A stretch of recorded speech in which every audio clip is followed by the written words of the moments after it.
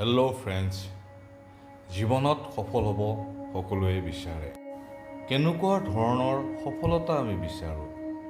সফল হ'বলৈ হ'লে আমি কি কি কৰিব লাগিব তাক আমি ভালদৰে জানোনে? তাক আমি ভালদৰে বুজি পাওঁনে? সফলতাৰ আন এটা নাম বিফলতা। আমি পঢ়িছিলোঁ failure is the pillar of success.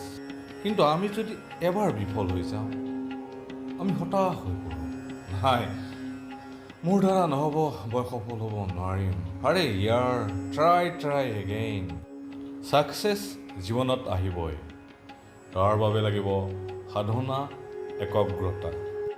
যেনেদৰে গীটাৰ, তবলা, কেচিঅ' বা তেনেধৰণৰ বাদ্যযন্ত্ৰ বজাবৰ কাৰণে আমি প্ৰথমে সা ৰে গা মা জানিবই লাগিব। ঠিক সেইদৰে জীৱনত ছাকচেছ হ'বলৈ হ'লেও আমি ছাকচেছৰ সা ৰে গা মা জানিবই লাগিব। Success does not mean the absence of failure. বিফলতা আহিবও পাৰে, কিন্তু সেই বিফলতাক আমি ছাকচেছলৈ কনভাৰ্ট কৰিবৰ কাৰণে আমি চেষ্টা কৰিব লাগিব, ট্ৰাই কৰিব লাগিব। এখন সুন্দৰ ফুলৰ বাগান বনাবলৈ হ'লে আমি বহুত কষ্ট কৰিব লাগিব।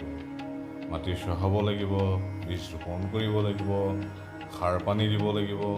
বহুত কষ্টৰ ফলত এখন সুন্দৰ ফুলনি আমি বনাব পাৰোঁ বা সজাই তুলিব পাৰোঁ। চ' ফ্ৰেণ্ড, আহক জীৱনটোকো আমি এখন সুন্দৰ ফুলনিৰ দৰে সজাই জীৱনটো সুখী কৰোঁ।